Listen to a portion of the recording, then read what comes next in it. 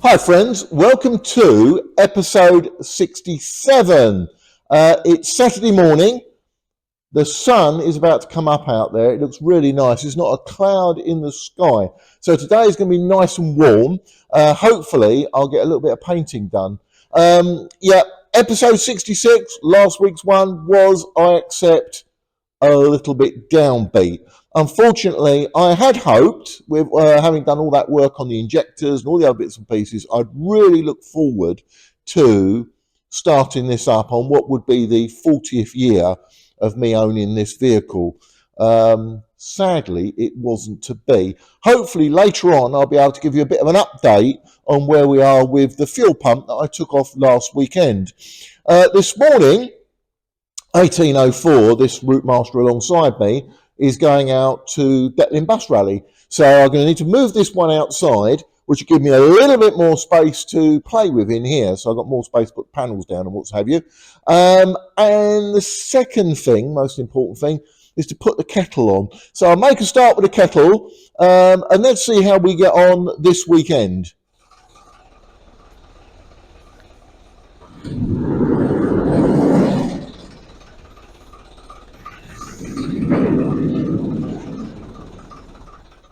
Right, so the very first thing I needed to do this weekend was get 1804 out of the way.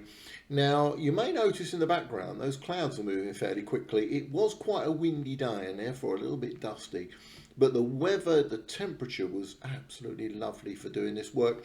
Anyway, unfortunately, having cleared out 1804 from the barn so that the owner could take it to Detling Bus Rally, I didn't actually use the space for painting, which is a bit of a shame. So I'm going to have to bring it out again. Now this week is Easter school holidays, so I'm going to have some extra days up there this coming week.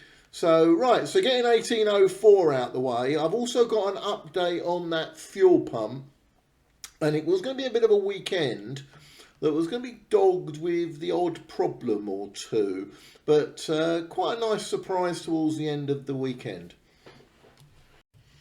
Right, let's kick off with last week's elephant in the room. This is the fuel pump, all nice and neatly boxed up, ready to be delivered down to Dave at Diesel Fuel Injection Services. I have to keep remembering that. But anyway, never mind. So Dave, really nice, knowledgeable chap. I carried this box and it is really heavy. I carried it down to his place and very kindly he opened the door up for me so I could use both hands to get this thing in, because it's not the sort of thing you can do one-handed unless you're Jeff Capes. And I then promptly dropped it on his counter, and literally everything on his counter sort of jumped up in the air. And Dave went, oh, don't do that. And I said, look, I'm really sorry. Because I thought I was going to break his counter. And he goes, no. He says, you shouldn't throw it around like that because it's quite delicate. In fact, quite frankly, it weighs a ton. So anyway, never mind. We then subsequently unboxed it because I had actually put some stuff around it to protect it. And Dave said to me, where is the little plate on there? There should be a plate on here. And no, there wasn't a plate. So underneath where the plate should be, we noticed some stampings. And initially we thought, that might be of use. You can see the ghosting of where the two plates were. There was one on the left and one on the right. But on the left was what looked like two figures, which we can't discern, followed by a slash, then a 2, and then a 45 and an A. Now, we then pondered, could it be a date of manufacture? It would have been completely covered by whatever plate was on there. I don't think it's a part number, because I've never seen part numbers written like that. So if it is a date, it would predate the production of the post-war RTs, because post-war RTs, the production of them started late in 1946. Now there's a possibility, if this is 1945, it makes the pump itself 80 years old, it may well have been that they were building up parts ready for the construction of the RTs, because obviously this pump was made by CAV, the engine was made by AEC, as was the chassis. So therefore it's possible that CAV were building up a number of pumps ready to be delivered to AEC for the RT fleet. So that's possible. We don't know what it is. Someone might say, no, actually it's not. It's some sort of strange part number. But there we are. Anyway, and luckily, as we were looking at this and trying to work out what actually we had, the phone rang, and it was young Wesley. And Wesley wasn't very far from an RT. So he was able to take me a picture of his RT, the plates on his one, and then zap it over to us so that Dave at Diesels had something to work on. So yeah, that was a bit of a result there. He phoned absolutely at the right moment. So yeah, thanks Wesley. Right, I'll give you an update on how we got on with that pump later on. Anyway, what you're looking at now is yet another disaster story. Sorry, but this is, apart from my shadow in the way, this is the fuel filter. And as you can see, it's brown and manky. These are actually little cloth filters. They're made of cotton. Clever little idea, really, because modern ones are all made of paper or whatever, and they're pretty efficient. Whereas this is probably not the most efficient, but I imagine it did well in its time. And these are pleated. Garage staff used to do this. They had to pleat them onto the outside cage, the little cage thing. And once they'd done that, tie the top off and drop it into the thing you see at the bottom of the screen there. Now that, as you look in the bottom there, you can see rust. There was a pile of it. Everywhere I went was rust. And this was going to start to become a bit of a common theme with this, because later on I decided that I was going to start on that bulkhead, because with the pump away, I can't really do much more other than, well, just get on with something else really. So one of the first things I took off was the auxiliary fuel tank, which is bolted right here. Yeah, that was going to be a little problem. So right, here it is, the auxiliary fuel tank. Now, what happens is fuel is pumped up from the tank, and it then gravity feeds from here down into the fuel pump. But on the positive side, as the fuel comes in, there's that filter I showed you just now. And therefore, this should be absolutely clean. There shouldn't be anything in it. And you can tell by the tone of my voice that that's not actually what happened. So the first thing I was going to do, remove it. And then on the bench, remove all the paint and get it back to bare steel. Now, I had planned that if that had gone entirely according to plan, I would have been able to get this into a primer base coat on Saturday and then ready for batch spraying in black later on, another episode probably later on this week. So unfortunately, as I started to clean it up, I noticed that it was still leaking diesel. It had a very small diesel leak, which explains why I didn't take much diesel out of it when I drained it down a couple of weeks back. And when I had a look closely, the diesel that I'd put in had become contaminated with rust, loads and loads of it. So I decided then the best thing to do is to fill it with gunk. Gunk is a sort of general degreaser that you use. You can see, actually says it on the can, actually, engine degreaser. So what you do is you just tip it in there, and I was going to give her a good slosh out later on. I didn't film that. But also on the bench, you might notice that there's the remains of the fuel filter. That's the bottom part of it that screws into the housing that's on here. Also, that's, as you may have noticed, I've got all of the paint off of it and I've rubbed it right down ready, but the gunk was sloshed around in there deliberately to clean it out, and then the task of washing the thing out, and that was going to result in 1 or 2 surprises.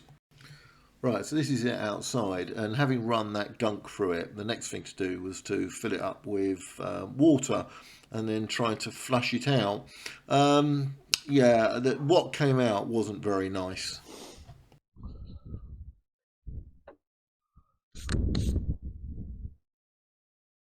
This is about the 4th rinse, and there is tons of sediment in here.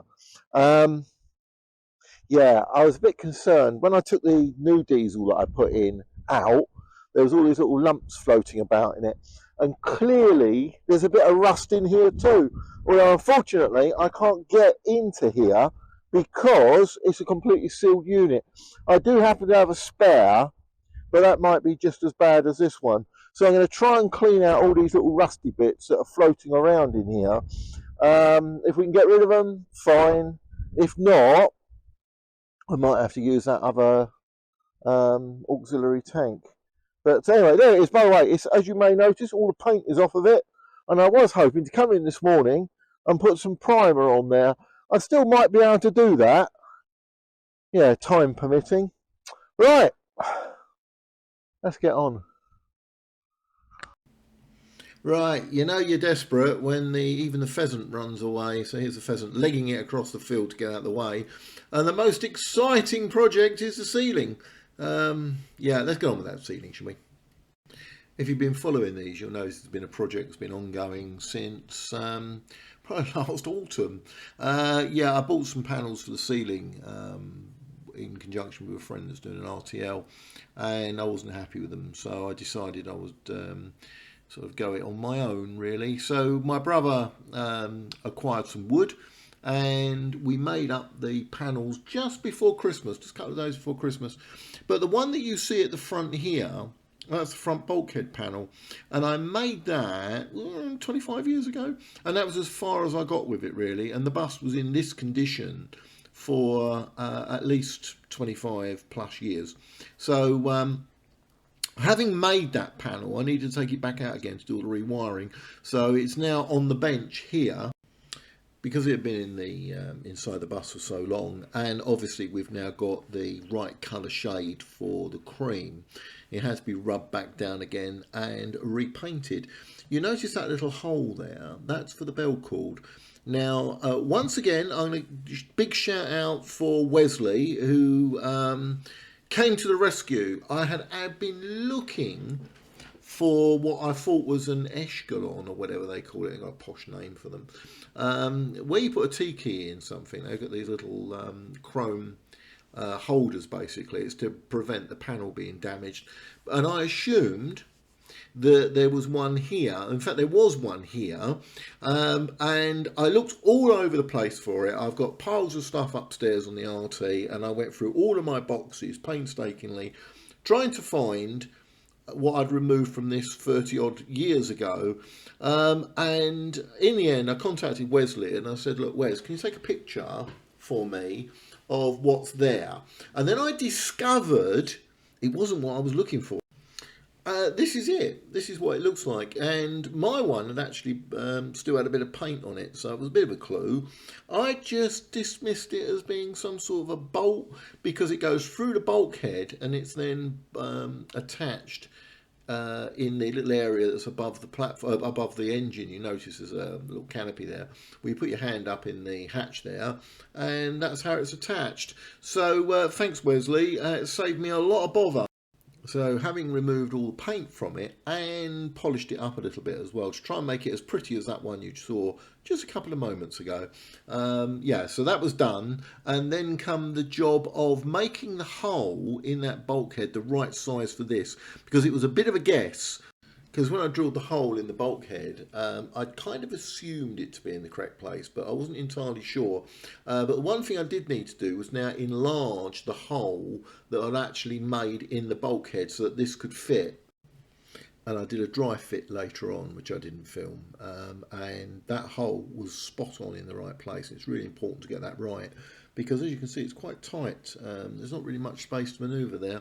The other thing I needed to do was some little wood blocks I needed to make for the left and right of this panel, so it was ready for going back into the bus and then supporting the little advert panels left and right, because I took them off some time back, several years ago in fact, and I can't find them, so I had to make them. Right, this is when I go, ooh, that looks nice, and I'm really quite pleased with this. You see the two little bits of wood I mentioned earlier on? There's one on the left and one on the right. The one on the right is very clear, so I had to make them up because the originals were lost. And the two There's two across the top. They're rather long. Luckily, I'd found them. So yes, the two advert ones I had to re-adhere, make up. And then what you notice that on the bulkhead, which I resprayed a couple of weeks ago, I've now attached, just temporarily, the mouldings. There's two mouldings, one on the left, one on the right, and now that's sort of very decorative, nice little bit. And you see how little of that panel is actually visible. Then just below that, you've got the two ventilators, and they've got little sort of T-key locks on them for a sort of a draft protector or whatever, so the conductor could close them if it was cold outside. So yeah, and the little echelons, whatever they're called, were missing from that. So I bought two very nice ones off of a vintage vehicle company, and I'll fit them when I put this back in the bus. So this just goes to show that there is a bit of progress, although progress will be finishing the ceiling, obviously. Right, something else I wanted to get done. It's not as shiny, this panel, as the other one. The reason for that is I've actually rubbed it down. I rubbed it down, then fitted those three attachments to it. Starting on the left, you've got the little lamp, which I know I'd mentioned before was used, or they used to use normal interior bulbs on them, but they really should use the same bulb as used on the blinds. I don't think anyone really bothers with that, quite frankly, but that was in the specification. Anyway, so, and plus the fact, this is a little interesting fact, this lamp is not wired to the saloon lights, it's actually wired to side and tail, because it was a legal requirement. Now, an RT's rear light is, the side and tail is absolutely useless. You wouldn't, I tell you what, if you saw a cyclist on the road with a lamp as bad as one of these, you'd probably, well, you wouldn't berate them, but you know what I mean. It really is terrible. And they had to have this light working because it lit the platform up, and I suppose it gave a bit of a point of reference for the bus. But one singular 15 watt bulb and a little side and tail lamp, which was also 15 watt but on a red lens, really isn't very good for today's conditions. Anyway, then you've got the next thing, is that hole. That's for what people nickname the monkey pole. It's the stanchion, it's the platform stanchion, and it runs through that hole onto a fixing which is just below the seat on the upper deck, and then it goes down onto the platform, and then there's a bolt through the platform. Spoiler alert, I can't find that bolt for it through the platform, but anyway, hey ho. Yeah, and now I was really concerned about that, and what I've done is I put this panel back up just to make absolutely sure I'd got that in the spot on right position, because I've got no space to play with. And luckily, yeah, it worked perfect. So I managed to get the monkey pole in. So that's just a test fit. Now I'm going to remove all of that, and that will get a respray later on this week, because I can't put it back up like that. Obviously, going to put it on the spray it on the bench. Right, sticking with the interior, bagged up here, and you can't really see it very well actually, it's a bit of a rubbish picture. These are two seat swabs. You might recall that a couple of episodes back I'd got the new seat swabs done, and what we'd done was we'd replicated exactly what was there previously. And by the time that the seat came back, I then realised that it wasn't the fabric. We'd used the wrong fabric on it. It should have been brown, and we'd used this black fabric which we used on Routemaster. So I thought, okay, not to worry too much. I've got some more swabs. I'll send them off. We'll get them redone in the brown, and then I'll use the ones that we got done the other day for the Routemaster. Different fixings, so I can't use them for the Routemaster. So I'm going to have to. Yeah, I might have to let them go. But anyway, never mind. So these are two seats that will be going off in that box on the right hand side, and we'll get them done hopefully in the brown fabric, so we get them done right this time round.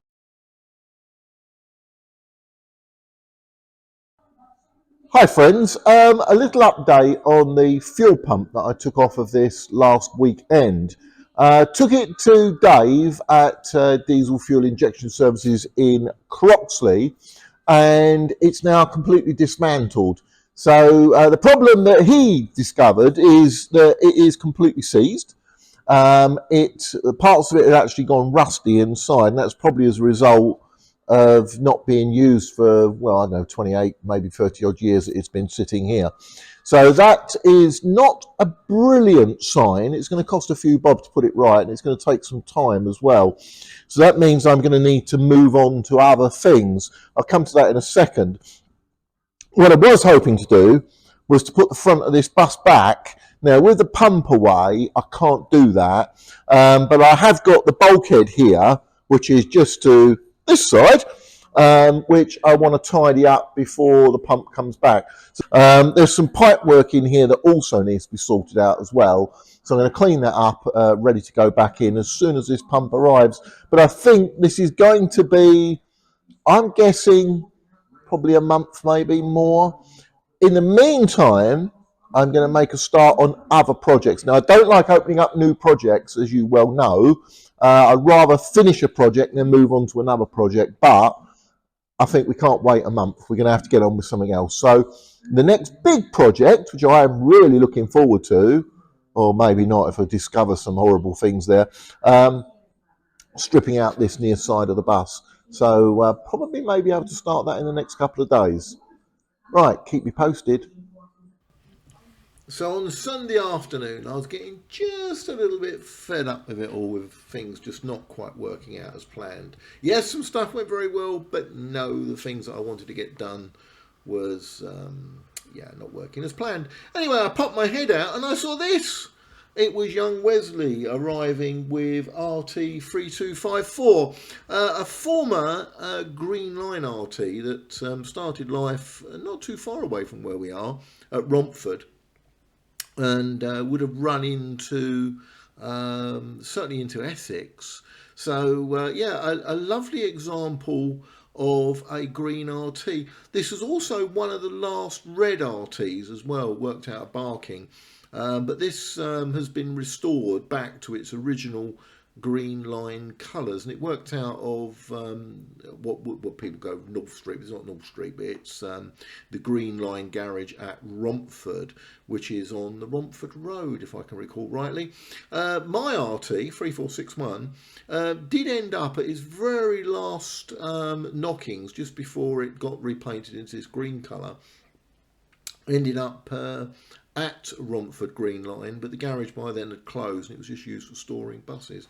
So anyway, this is this really quite pleasant, well restored RT. Right, so here's young Wesley. Give us a chance to put the kettle on and have a chat about life in general, and for me to have a little poke around the RT, because there were a few detail things that I wanted to sort of refresh my memory on, because the interior has been out the bus for so long, and it's really good to see an RT so well restored. Now, one of the problems about restoration, I'll throw this in there, is we all tend to use our own sort of flair, I suppose. Some people they reach a point where they can't really do it properly, so they just do what they can. That's fine. And then other people, try and do as best a job that they possibly can. The ideal thing is to find one that's not actually been touched. And I know a friend of mine in Essex is actually restoring an RTL that was not touched, and I've took a load of pictures of that before he started stripping it out, so I could know where things went. But it's sod's law, there's a few things you miss, and I'm really grateful for Wesley for turning up with this bus, just so I could have a little poke around, and as I said, just refresh my memory of what went where. Right, so we'll wrap this on Wesley departing. So thanks very much for bringing it along, Wesley. I was genuinely was getting really cheesed off on Sunday. Seeing Wesley and the bus did lift my spirits a little bit, and it answered a few questions for me. So anyway, once again, guys and girls, thank you very much for watching, and YouTube, as usual, will recommend one or two videos for you to watch if you are interested. So thanks very much, and I look forward to doing next week's one.